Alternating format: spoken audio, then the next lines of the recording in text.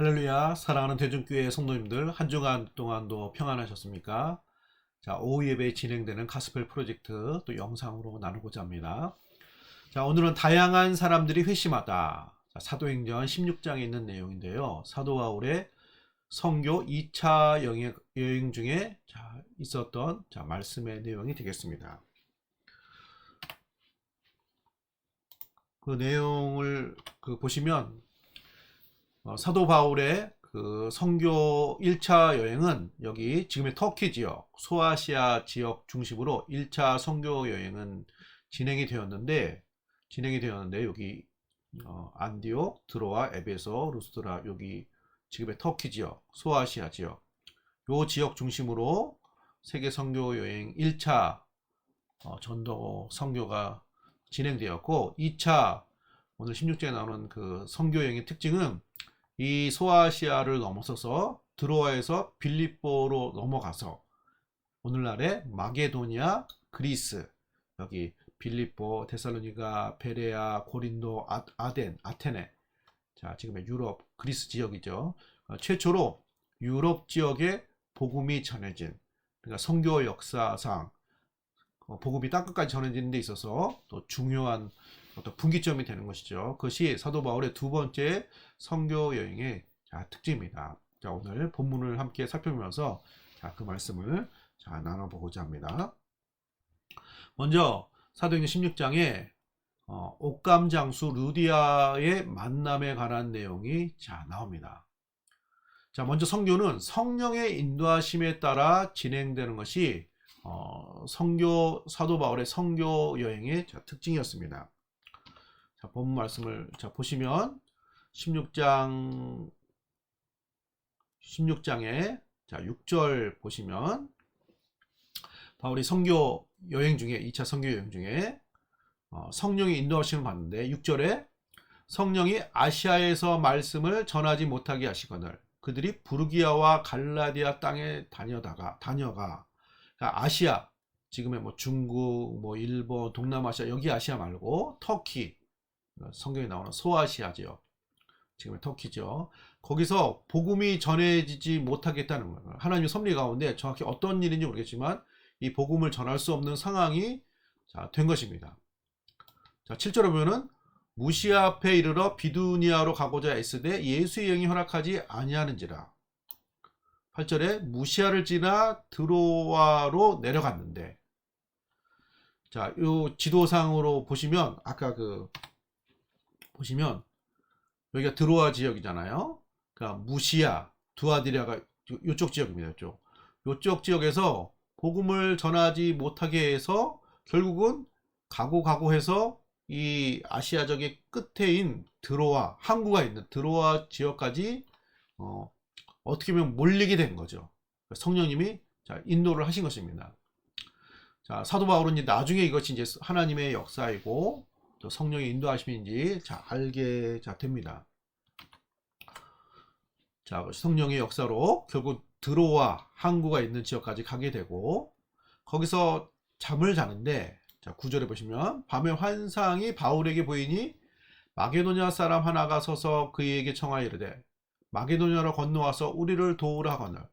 잠을 자는데 꿈같이 환상으로 마게도냐 사람, 그리스 사람, 유럽 사람, 그러니까 노란 머리에 파란 눈을 가진 그 유럽 사람들이 서서 와서 우리를 도우라, 이런 환상을 본 것입니다. 그래서 사도 바울이 10절에 바울이 그 환상을 보았을 때 우리가 곧 마게도냐로 떠나기를 힘쓰니 이는 하나님이 저 사람들에게 복음을 전하려고 우리를 부르신 줄로 인정하리라. 우리를 마게도니아 지역으로, 그리스 지역으로 우리를 하나님이, 성령님이 인도하시는구나. 여기 드로아 항구에서 잠을 자고 있었는데 여기 그 마게도냐 여기거든요. 그리스 위쪽 지역, 여기 있는 사람들이 이리 와서 우리를 도와주십시오, 구해주십시오 하는 이런 환상을 본 거라서 하나님 섭리 가운데 여기까지 온 것도 성령의 인도하심이고, 여기 드로아 항구가 있는 이 지역까지 오게 한 것은 이 지역으로 빌립보 지역, 네아폴리, 빌립보 이 마게도니아 지역으로 건너가서 복음을 전하려는 사도 바울의 계획보다 더 멀리 가라는 성령님의 인도하심으로 사도 바울이 깨달은 것이죠. 그래서 결국은 바울이 빌립보 지역에 가게 됩니다. 자, 거기서 이제 그 루디아 옥감장수 루디아를 만나게 됩니다. 자, 13절에 보시면 11절을 볼까요? 11절에 우리가 드로아에서 배로 떠나 사모디아로 직행하여 이튿날 네아폴리에 가고, 아까 또 보셨죠? 드로아에서 네아폴리로 가고, 거기서 빌립보에 이르니 이 길은 마게도 지방의 첫 성이요 또 로마의 식민지라 이 성에서 수의를 유하다가. 자, 좀 지도를 보면서 보면 좀 더 이해할 수 있을 것 같아요. 드로아 지역에서 네아폴리로 배 타고 가고, 거기서 빌립보로 이동을 해서 거기서 수일을 여기서 지내고 있었던 거죠. 여기서 누굴 만났냐면은 옥감 장수 루디아 한 여인을 만납니다. 근데 이 여인이 경건한 여인이었어요. 하나님께 기도하고. 자, 성경을 보시면 자, 13절에 안식일에 우리가 기도할 곳이 있을까 하여 문밖 강가에 나가서 앉아서 거기 모인 여자들에게 말하는데, 기도할 곳, 예배 드릴 곳, 아마 사도 바울은 유대인이 모여있는 회당이 있는가 찾아본 것 같습니다. 사도 바울의 선교 여행의 어떤 특징 중에 하나는 일단 가면은 회당이 있는 곳을 찾고 거기 모여있는 흩어져 있는 디아스포라 유대인, 그리고 유대교에 관심 있는 경건한 사람들, 개종한 사람들이나 관심 있는 사람들에게 먼저 복음을 전하는 것이 1차 타켓이었어요. 그래서 그런 것이 있는가 했는데 아마 여기는 회당이 없었던 것 같습니다. 그래서 여인들에게 혹시 그런 유대교에 관심이 있었고 어떤 그 신앙에 관심이 있는, 유대교 신앙에 관심이 있는, 그래서 하나님을 경외하는 사람이라고 사도행전에 불려지는 그런 사람들이 있는지, 그런 기도처소가 있는지 수소문을 해본 거죠. 14절에 두아디레아시에 있는 자색옥감 장소로서 하나님을 섬긴 루디아라 하는 한 여자가 말을 듣고 있을 때 주께서 그 마음을 열어 바울의 말을 따르게 하신지라. 여기 보면은 두아디레아시에 있는 옥감 장소로서 하나님을 섬기는 루디아라 하는 여자가, 자, 이 사람은 유대인이 아니잖아요. 하나님을 섬기는, 그러니까 이제 아까도 말씀드렸죠. 유대교에 관심이 있는 그런 사람들을 사도행전에 보면은 하나님을 섬기는, 하나님을 경외하는 사람, 고넬료와 같은 사람이라고 성경은 이렇게 표현을 합니다. 그러니까 어떤 유대교에 어떤 관심이 있었고 또 하나님에 대해서도 관심이 있고 어느 정도 믿음이 있고, 유대교에 관한 믿음이 있고, 자, 이런 루디아를 만나서 사도 바울이 구약에 약속된 메시아 예수님이 오셨습니다. 복음을 전했겠죠. 그때 주께서 그 마음을 열어 바울의 말을 따르게 한지라. 그 예수님을 영접한 거예요. 우리가 하나님 백성이 되고 하나님 구원의 역사가 이 가정 가운데 임하게 하신 그런 하나님의 역사를 받아들인 거죠. 그래서 15절에 그와 그 집이 다 세례를 받고 우리를 청하이르되 만일 나를 주 믿는 자로 알거든 내 집에 들어와 유하라 하고 강건하여 머물게 하니라. 그래서 이 지역에 최초로 예수를 믿는 하나님 백성, 그와 그 집이 다, 그러니까 그와 그에 속한 가정과 종들과 모든 사람들이 세례를 받고 초대교회의 한 성도가 된 것이죠. 그러니까 여기가 교회가 세워졌다고 볼 수가 있습니다. 결국은 사도 바울이 어떤 의미에서 환상을 본 것도 성령의 인도하심을 따라서 바다 건너서 이 유럽 지역 마게도니아 지역까지 온 것은 결국 어떻게 보면은 옥감 장수 루디아 이 한 여인을 만나게 하시는 하나님의 인도하심이라고 볼 수가 있는 것입니다. 자, 이렇게 하나님의 역사는 한 사람을 위하여 한 사람을 통하여 시작되는 역사입니다. 루디아 한 사람이지만 루디아를 통해서 그 가정이 예수 믿고 또 다른 사람들이 또 예수 믿고 이러면서 이제 초대교회의 모습, 유럽 지역의 최초의 교회의 모습이 자 시작이 되는 거죠. 우리 옥합 장소 루디아의 이런 만남을 통해서 바다 건너서 멀리 떨어진 이 한 여인과 그 가정을 구원하시는 하나님의 역사, 또 섭리의 역사를 또 발견할 수가 있겠습니다. 자, 두 번째 내용은 자, 그 점치는 여종이 자유를 얻는 내용이 자, 16절에서 24절까지 나옵니다. 이렇게 유럽 지역에 가서 복음을 전하는데 하나님의 은혜 역사, 성령 역사가 강하게 나타날 때는 악한 영의 방해 역사도 같이 나타납니다. 사도행전을 보면은 자, 그 16절, 17절에 자, 나오는데 자, 말씀을 보시면 16절에 우리가 기도하는 곳에 가다가 점치는 귀신 들린 여종 하나를 만나니 점으로 그 주인들에게 큰 이익을 주는 자라. 자, 기도하는 곳에 가서 기도하고 복음을 전하는데 귀신 들린 여종을 만나는데 이 사람이 점치는 여인, 그러니까 뭐 신기가 있는 여인, 자, 이런 여인을 만납니다. 주인에게 큰 이익을 주느니라. 정작 본인은 귀신에 사로잡히고 그 주인이 돈을 버는, 자, 이런 거죠. 굉장히 악한 거죠.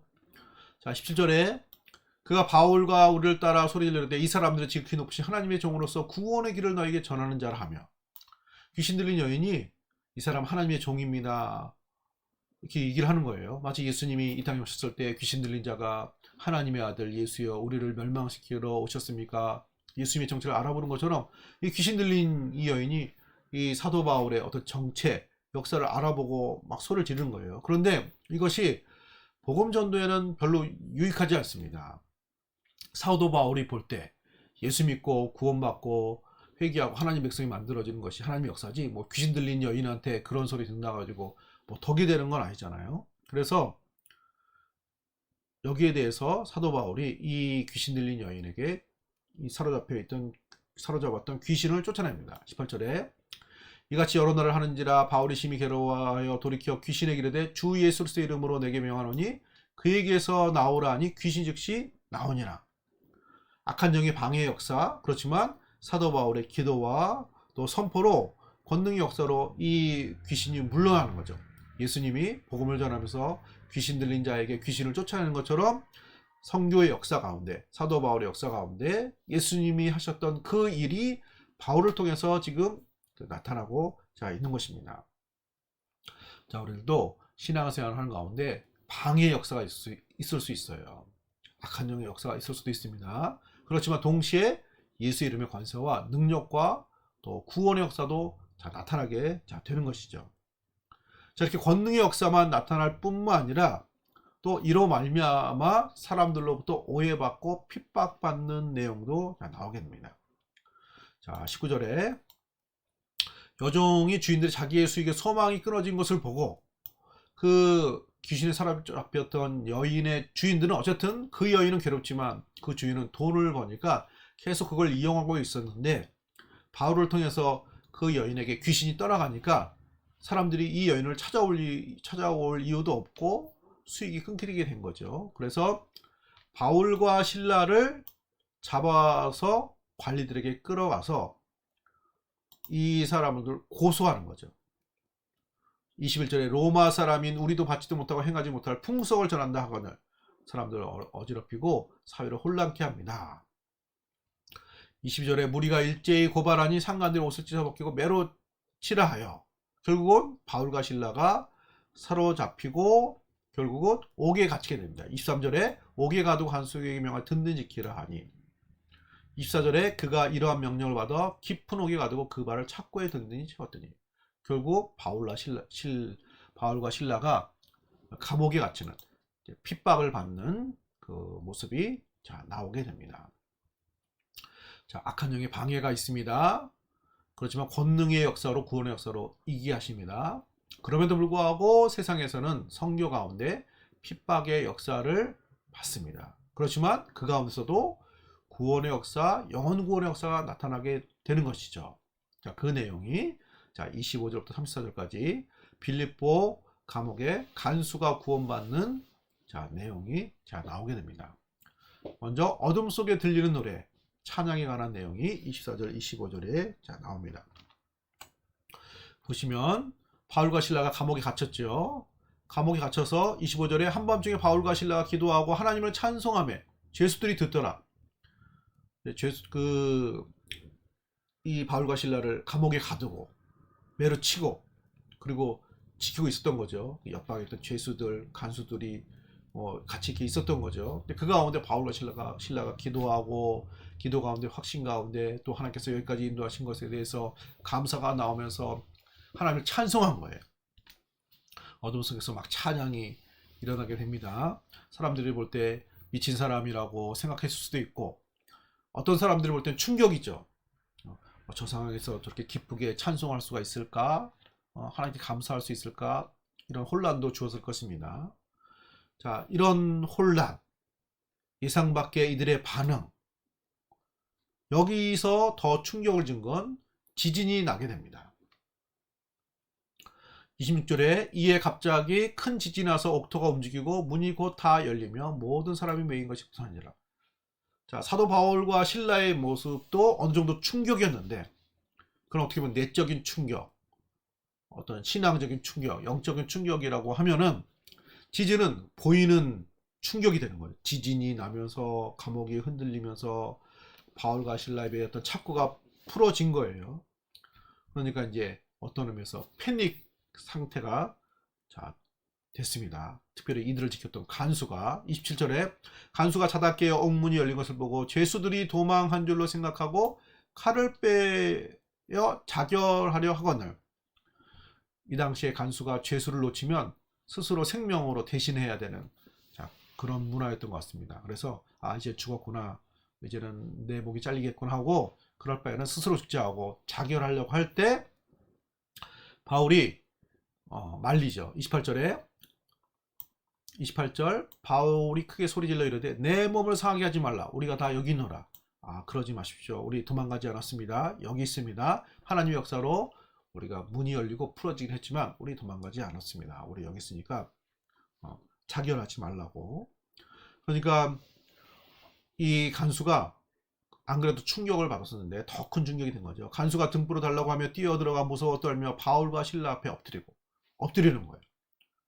바울과 신라의 그 모습을 봤을 때도 범상치 않은 것을 느꼈을 것이고 그 매와 고통과 착고의 맨 상황에서 하나님을 향해서 기도와 찬양하는 것도 충격이었고 지진이 난 것도 충격이고 그럼에도 불구하고 도망가지 않은 것도 충격이고 그러니까 혼란스러운 거예요. 그러면서 이들에게 묻습니다. 30절에 그들을 데리고 나가 이르되 선생들이여 내가 어떻게 하여 구원을 받으리까 하거늘. 하나님, 어떻게 내가 구원을 받습니까? 이 혼란스러운 세상, 흔들리는 세상에서 내가 어떻게 평안을 얻고 당신들처럼 확신 가운데 믿음 가운데 하나님의 사람으로서 삶을 감당할 수가 있겠습니까? 나도 당신들과 같이 옥중에서도 기도하는, 옥중에서도 찬양하는, 옥중에서도 감사하고 찬송하는 그런 삶이 되기를 바랍니다. 구원을 얻길 바랍니다. 바울이 선포하죠. 31절에 유명한 성경 구절입니다. 이르되 주 예수를 믿으라. 그리하면 너와 내 집이 구원을 받으려 하고. 예수를 믿으십시오. 예수님을 주로, 예수님을 왕으로. 로마 황제가 왕이 아니라 하늘에 계신 하나님, 이 땅에 오신 하나님의 아들 예수님을 왕으로, 당신의 신으로, 당신의 하나님으로 믿고 따르십시오. 그분은 십자가 죽으시고 부활하셔서 하나님 보좌 우편에 앉으셔서 온 세상의 왕, 만유의 주가 되십니다. 예수를 믿는 자마다 그의 백성이 되고 지금도 하나님이 세상을 다스리시지만 그 다스림과 은혜 역사가 당신에게 임하여 당신의 삶 가운데 구원과 평안이 임하게 될 것입니다. 복음을 전한 것이죠. 그러니까 이 간수가 복음을 믿습니다. 아까 옥감장수 루디아처럼 32절에 주의 말씀을 그 사람과 그 집에 있는 모든 사람에게 전하더라. 복음을 그와 그 집에 있는 모든 식구들에게 전하니까 33절에 그 밤에 그 씨가 간수가 그들을 데려다가 그 맞은 자를 씻어주고 자기와 온 가족이 다 세례를 받으며 바울과 실라를 씻겨주고 대접하고 세례를 받아서 하나님 백성이 되어지는 역사가 만들어지게 됩니다. 34절 그들을 데리고 자기 집에 올라가서 음식을 차려주고 그와 온 집안이 하나님을 믿음으로 크게 기뻐하니라. 거기에 빌립보 교회가 세워지게 된 것이죠. 자, 지금 사도 바울의 2차 선교 여행에 관한 그 내용을 살펴보고 있습니다. 하나님의 인도하신 가운데 이방 여인 그 마게도니아의 루디아 여인을 만나서 그와 그의 집이 구원을 얻게 하시고 방해하는 여종을 만나는데 귀신을 쫓아내고 그 여종이 자유를 주고 감옥에 갇혔지만 그 감옥에서 확신 가운데 찬양하는 역사를 통해서 이 간수가 구원을 얻고 하나님 백성이 되어지는 구원의 역사가 만들어지는 사도행전의 2차 선교 여행의 16장의 모습을 오늘 살펴봤습니다. 자, 오늘 이 말씀을 묵상해 보면서 하나님은 구원의 역사를 이렇게 만들어 가십니다. 바울도 예상치 못한 하나님의 인도하심, 성령의 인도하심으로 선교 역사가 만들어지게 된 거죠. 지금도 하나님은 성령의 인도하심으로 세계 만방 곳곳에 복음 전도의 역사, 선교 역사를 만들어 가십니다. 그 역사 가운데 우리도 부름받고 하나님 백성이 되고 하나님의 자녀가 된 것이죠. 코로나19로 인해 가지고 방해받고 걸림돌이 되고 그렇지만 하나님의 역사는 신비해서 오히려 이 상황 가운데서도 복음 전파의 역사는 더 나타나게 됩니다. 오히려 이런 기회를 통해서 온라인으로 또 교회의 어떤 말씀, 또 교회에 대해서 더 알게 되는 이런 불신자들도 많다고 합니다.